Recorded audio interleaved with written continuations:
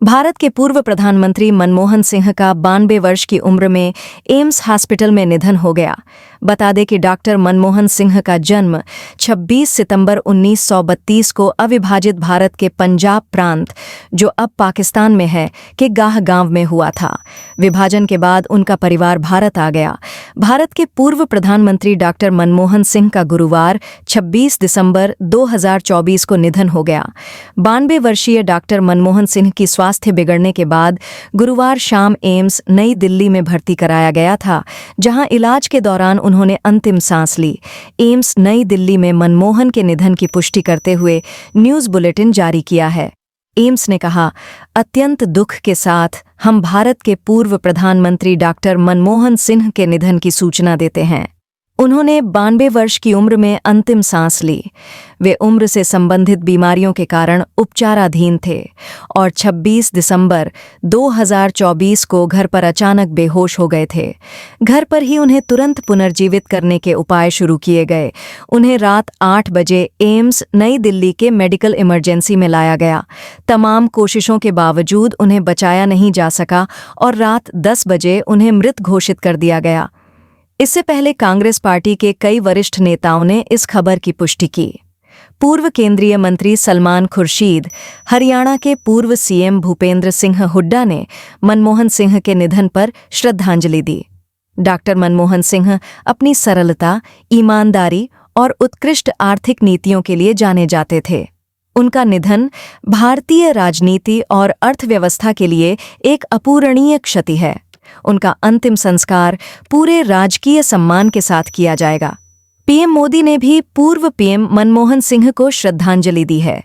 PM Modi ने लिखा, भारत अपने सबसे प्रतिष्ठित नेताओं में से एक डॉक्टर मनमोहन सिंह जी के निधन पर शोक मना रहा है। साधारण पृष्ठभूमि से उठकर वे एक प्रतिष्ठित अर्थशास्त्री बने। उन्होंने वित्त मंत्री सहित विभिन्न सरकारी पदों पर कार्य किया और वर्षों तक हमारी आर्थिक नीति पर अपनी गहरी छाप छोड़ी। संसद में उनके हस्तक्षेप भी बहुत ही व्यावहारिक थे। हमारे प्रधानमंत्री के रूप में उन्होंने लोगों के जीवन को बेहतर बनाने के लिए व्यापक प्रयास किए। डॉक्टर मनमोहन सिंह का जन्म 26 सितंबर 1932 को अविभाजित भारत के पंजाब प्रांत, जो अब पाकिस्तान में है, के गाह गांव में हुआ था। विभाजन के बाद उनका परिवार भारत आ गया।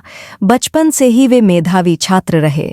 उन्होंने पंजाब विश्वविद्यालय से अपनी स्नातक की पढ़ाई पूरी की और आगे की पढ़ाई के लिए कैम्ब्रिज और ऑक्सफोर्ड विश्वविद्यालय गए। डॉक्टर मनमोहन सिंह ने 1950 के दशक में अपने करियर की शुरुआत आर्थिक मामलों में शोधकर्ता के रूप में की। उनके उल्लेखनीय योगदान के कारण उन्हें 1971 में भारत सरकार में आर्थिक सलाहकार के पद पर नियुक्त किया गया। बाद में वे योजना आयोग के उपाध्यक्ष और भारतीय रिजर्व बैंक के गवर्नर के पद पर भी रहे। 1991 में भारत जब गंभीर आर्थिक संकट से गुजर रहा था, उस समय डॉक्टर मनमोहन सिंह को वित्त मंत्री नियुक्त किया गया। उन्होंने ऐतिहासिक आर्थिक सुधारों की शुरुआत की, जिसने भारत को आर्थिक उदारीकरण की राह पर आगे बढ़ाया।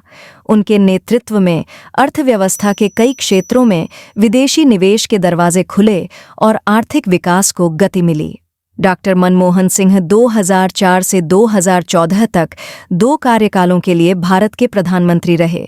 वे पहले ऐसे प्रधानमंत्री थे जो लोकसभा चुनाव नहीं जीते थे और राज्यसभा सदस्य रहते हुए इस पद पर आसीन हुए। उनके कार्यकाल में आर्थिक विकास और सामाजिक योजनाओं पर विशेष जोर दिया गया। डॉक्टर मनमोहन सिंह एक सादगीपूर्ण जीवन जीने वाले नेता थे। उनकी पत्नी गुरशरण कौर और 3 बेटियां हैं। वे साहित्य, संगीत और अध्यात्म में गहरी रुचि रखते थे। डॉक्टर मनमोहन सिंह के निधन की खबर सुनते ही पूरे देश में शोक की लहर दौड़ गई। प्यारे देशवासियों, आज मैं आपको प्रधानमंत्री के रूप में आखिरी बात संबोधित कर रहा हूँ। 10 साल पहले इस जिम्मेदारी को संभालते वक्त मैंने अपनी पूरी मेहनत से काम करने और सच्चाई के रास्ते पर चलने का निश्चय किया था। मेरी ईश्वर से प्रार्थना थी कि मैं हमेशा सही काम करूं।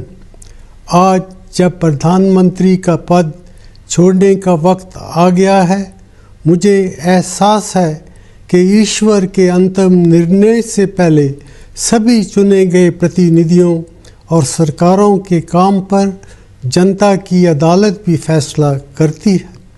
मेरे प्यारे देशवासियों, आपने जो फैसला दिया है हम सभी को उसका सम्मान करना चाहिए। इन लोकसभा चुनाव से हमारी लोकतांत्रिक व्यवस्था की जड़ें मजबूत हुई हैं।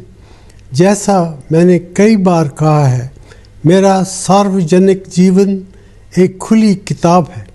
मैंने हमेशा अपनी पूरी क्षमता से अपने महान राष्ट्र की सेवा करने की कोशिश की है।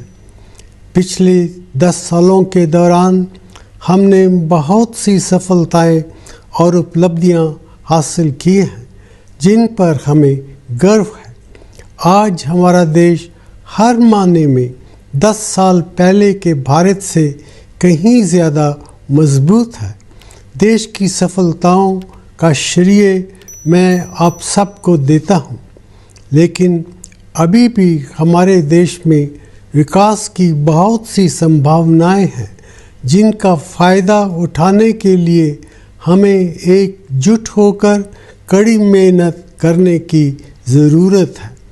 प्रधानमंत्री का पद छोड़ने के बाद भी आपके प्यार और मोहब्बत की याद हमेशा मेरे जहन में ताज़ा रहेगी।